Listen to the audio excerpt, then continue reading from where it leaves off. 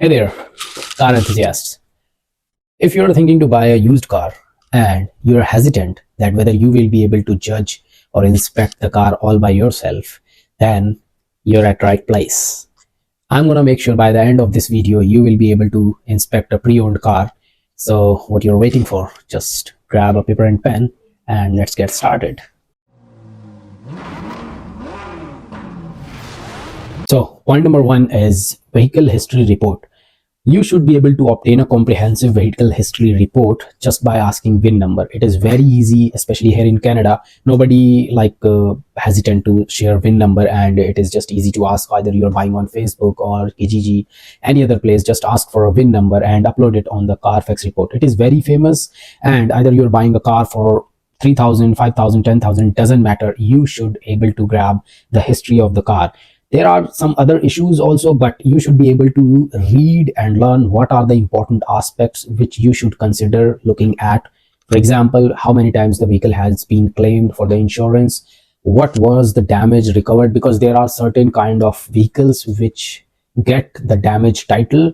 And yes, for those vehicles which get the salvage title, definitely stay away from them. But the rebuilt title vehicle, still you can consider them because they are registrable, but I would say that try to avoid them if you are a first time buyer. Or so that's why our VIN number history is very important, because certain cars having minor issues, minor accidents get rebuilt title because the insurance company, they come and they reinspect, they claim it's salvage, but you see that it is just a bumper or headlight which can be changed easily until and unless there are no major issues. So yeah, you can consider rebuilt title cars, provided that the history should be important.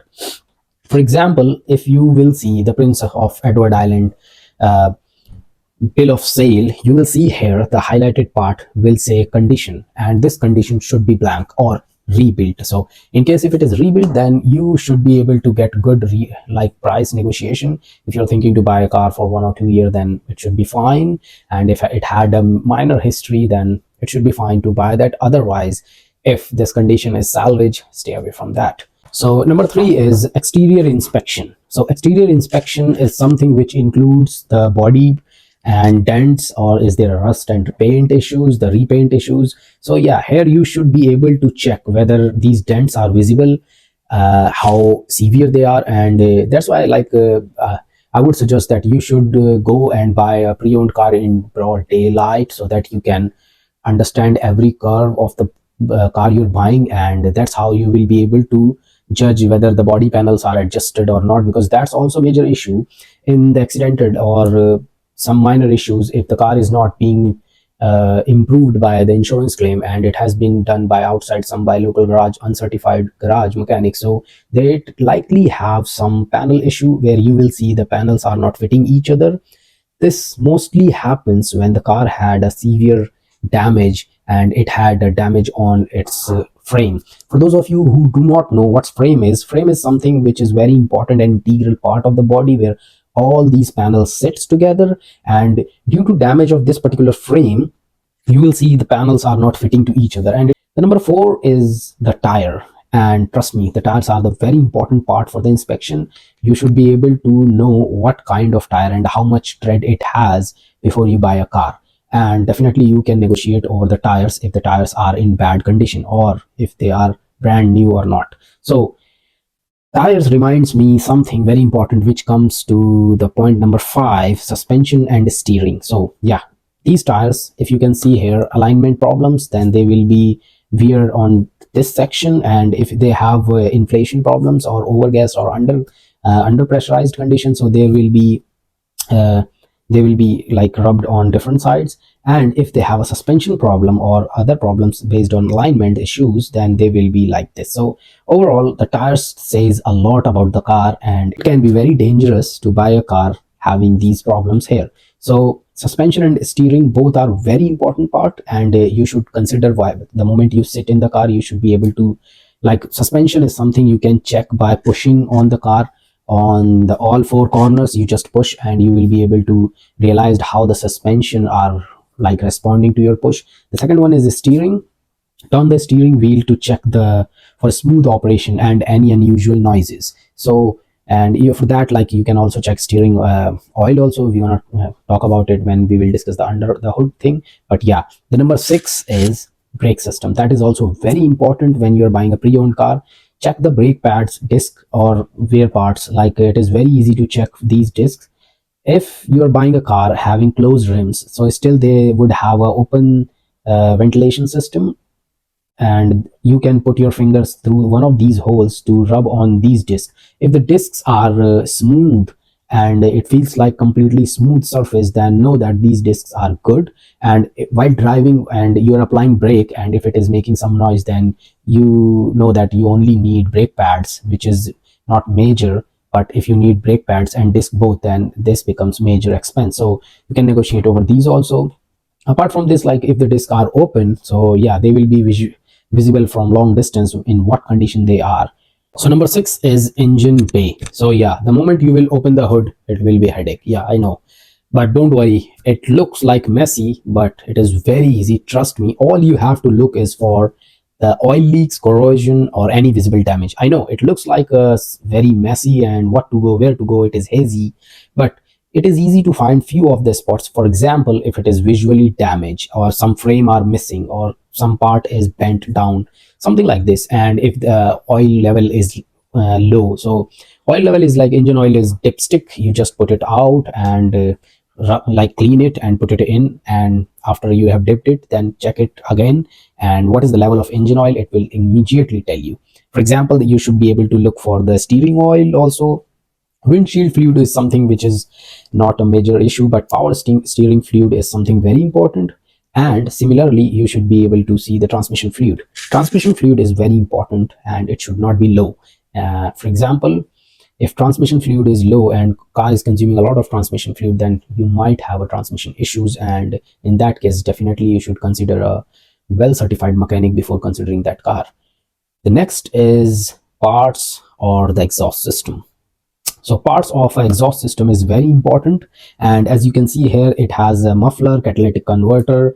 The main problem with these parts are rust, and it is also very easy to spot. If there is a rust, it will make noise, different kind of noise, definitely. And you can like check it by 2-3 times, shut off the engine, shut it on again, and when you will put it the engine on again and just rev it, and you will be able to diagnose whether it has exhaust leak or not. Most likely, if you have a catalytic converter leak, then it will be expensive for you. But if you have problem in only in the muffler region or something like this, so sometimes they like weld it, which is cheaper, or muffler is also not more than like 100 or 200 bucks. So it is, but still it is expense. So yeah, you should be able to consider these points. Moving along, so next in our list is, we just mentioned transmission. So how you check the transmission? To check the transmission, you should be able to smoothly shift the gear panel, and there you will be know that whether it is smooth or rough, or whether it is like hard to move, or it is not smooth at all. So it is easy, and you can look for any sign of transmission fluid leaks. If there is transmission fluid leak, that then definitely you have hose problem, pinion problem, something like this, or like any other fluid leak, then definitely you should consider the mechanic also. So next in our list is the interior. The interior of the car can be terrible in this case if you are buying a pre-owned car, especially from private seller. So for interior, you should be able to inspect the upholstery, dashboard, and interior component of wear and tear. And these components, if they are cracked, or like upholstery is teared, then it is not good. And you can ask for the repair, or you can ask for the waiver on the money. And also, you should be able to check all the electronic features, including lights, windows, air conditioning, or functioning. And dirty cars is one of the major issues in the pre-owned car, if you're especially if you're buying from a private seller, and they hardly clean their car. The car will have a smoke smell in that, terrible, I know. And second is it can have dog hairs or cat hairs. For the people who don't like hairs, or if they have small kids in their family, they don't like their unhygienic cars. So you can ask for interior detailing also in these conditions. But yeah, you can negotiate over these also. So yeah, these are the important points. The next in our list is maintenance record. You should be able to know that where this car has been maintained, who was the mechanic, and I would suggest that just make a call and just get an idea whether this mechanic, how many times he has repaired and how long he knows the car, and ask for records for regular maintenance and repairs, what has been done in last 2 or 3 years maybe. And you should also ask for oil change, when it was done last and when it is due. A well documented history indicates proper care of the vehicle, and make sure you do it when you're planning to sell it. For example, VIN tag and emission label. So check that VIN tag matches the VIN on the dashboard.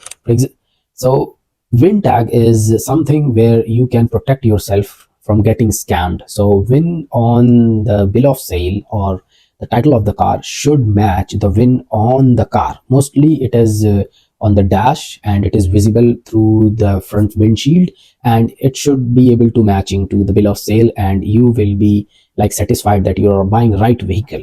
Otherwise it may have problem in registry or something like this. The next in our list is odometer verification. Since in Canada the cars runs for 300,000 kilometers up to 500,000 kilometers, and it is very normal for these cars, especially if the car is from 2003 to 2007 8. So yeah, having these mileage will not surprise you guys, but yeah, odometer tampering is something which is illegal and you should be aware of. For example, ensure the mileage on the odometer is consistent with the vehicle history report. In the history it should match, and it should not give you any red alerts while reading this history.